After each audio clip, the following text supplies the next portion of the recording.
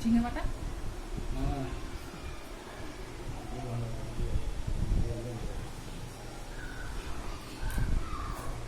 বাপির জন্য কি করেছো এটা? বাপির জন্য আজকে একটা প্যানকেক টাইপের করেছি গোলা রুটি। ভালোই হয়েছে, বিশাল বড় হয়ে গেছে। আর ডিম সিদ্ধ দিয়েছি, পেঁয়াজ আর কাসন আর সস। বাহ।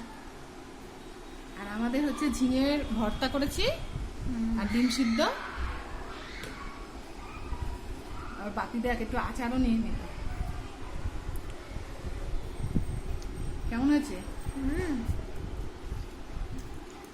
তো রসুন কালো জিরে বাটা দিয়ে একটু বাপিকেও রসুন দিয়েছি।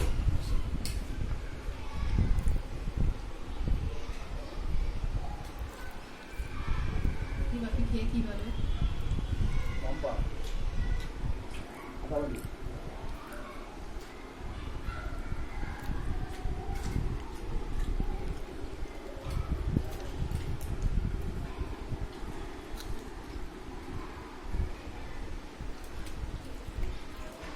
গণেশের আটা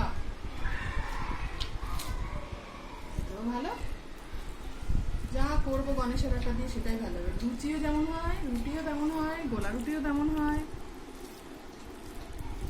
এবার আমি ঝিঙে বাটা খাবো, দেখবো কেমন হয়েছে খেতে।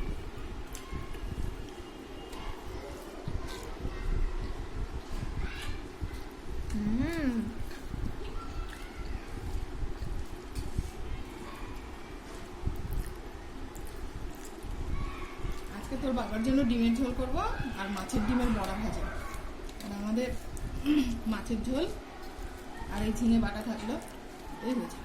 গরমে আর পাচ্ছি না কিছু করতে, কি গরম বাবা, কিছু করা যায়? শরীর চলছে না গরমে।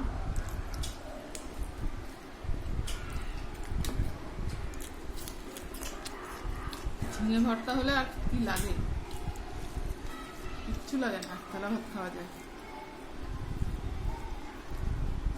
বাপির তো কোনো কথাই নেই, চুপ চুপ করে খেয়ে নিচ্ছে। অন্য করার কি দরকার? পেঁয়াজ দিয়ে ডিম করে একটু ভেঙে দিলেই হয়। না একটু ঝোল করছি।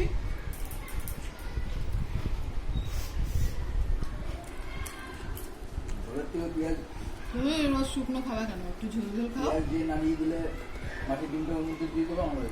না না, ডিমের বড়া ভাজা আর ডিমের ঝোল করে দেবো।